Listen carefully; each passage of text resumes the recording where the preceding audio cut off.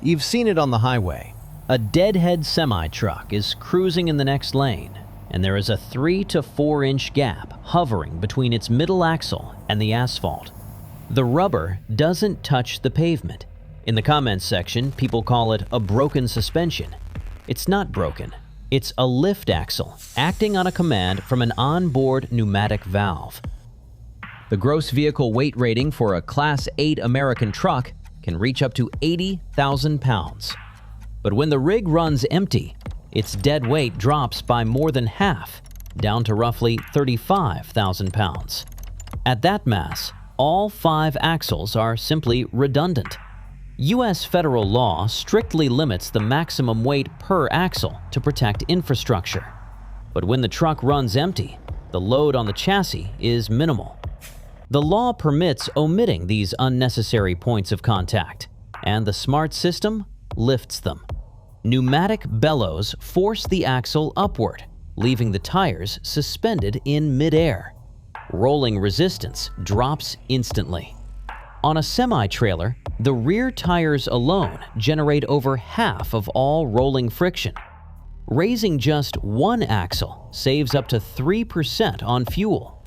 Simultaneously, it eliminates parasitic tread wear during turns, preventing premature scrubbing caused by the differing tracks of the inner and outer wheels. Once the truck is loaded, the valve flips. The axle drops, absorbs its share of the weight, and the rig legally distributes its load across the highway once again. Leaving the axle down on an empty truck saddles the carrier with 3 distinct losses: wasted fuel, scrubbed rubber, and inflated toll road fees for an extra axle.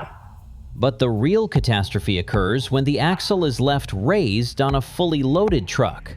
The weight distributes unevenly, exposing the remaining wheels to critical overloading. Infrastructure engineering operates on the brutal 4th power law. Pavement damage does not scale linearly. It escalates exponentially. A single pass of a heavily overloaded axle inflicts structural damage equivalent to the passage of 6,000 passenger cars. The uncompensated toll of these violations costs U.S. infrastructure nearly $500 million annually.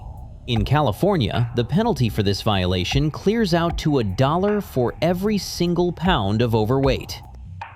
What you see on the highway is not a floating mechanical failure. It is adaptive chassis geometry, governed by federal law and air pressure.